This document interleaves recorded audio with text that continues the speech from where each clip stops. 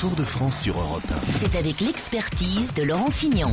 Andy Schleck a donc remporté hier la fameuse étape du Tourmalet, mais il n'a pas réussi à semer Contador. Les deux coureurs sont arrivés ensemble. Du coup, Contador a quasiment le tour gagné car il est a priori plus fort que Schleck pour le contre-la-montre de demain. Mais attention, on n'est pas à l'abri d'une surprise. Et si c'est Laurent Fignon qui le dit? On anticipe sur le contre-la-montre avec une victoire de Contador en haut du Tourmalet pour le classement final.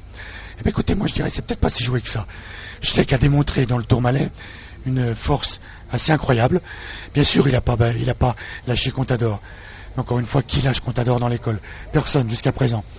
Il a réussi à lâcher tous les autres, il a fait des écarts, il a tout tenté, à la fois en roulant vite, à la fois en démarrant. Et Contador était au niveau, tout simplement.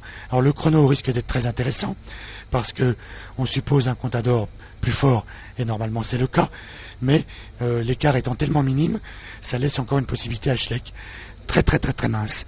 Moi je pense qu'on va avoir un beau chrono, mais que Contador sera vainqueur bien sûr, mais on peut avoir une surprise. N'anticipons pas trop.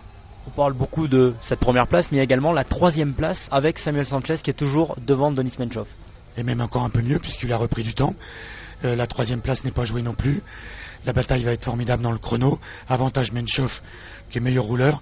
On avait vu un Sanchez avant l'étape de repos fatigué. Là il a retrouvé ses jambes au point de prendre un peu de temps à Menchov. Et par contre on a senti Menchov un peu fatigué. Alors écoutez, là aussi ça risque de s'équilibrer et ça fera une belle bataille. Aujourd'hui c'est du plat, c'est une étape pour les sprinteurs, c'est le retour des sprinteurs. C'est le retour des sprinteurs, bien sûr, qui ont dû se ménager toute la journée d'hier. On ne va pas laisser passer cette occasion. C'est une étape, alors là, pour le moins, toute plate, avec les Landes, comme d'habitude.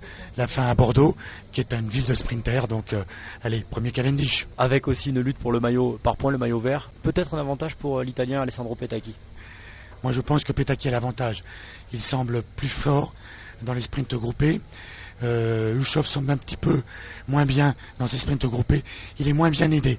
Alors là peut-être qu'il aura plus l'équipe à sa dévotion parce que le tour est quasiment terminé. Il a semblé dépasser dans les sprints groupés, Ushov, et je pense que même intrinsèquement Petacchi est un peu plus fort. Donc je donnerai avantage sur Petacchi. Laurent Fignon au micro de Guillaume Garrigue, et puis n'oubliez pas, à 9h moins le quart, le journal du Tour, Bérangère Bonte.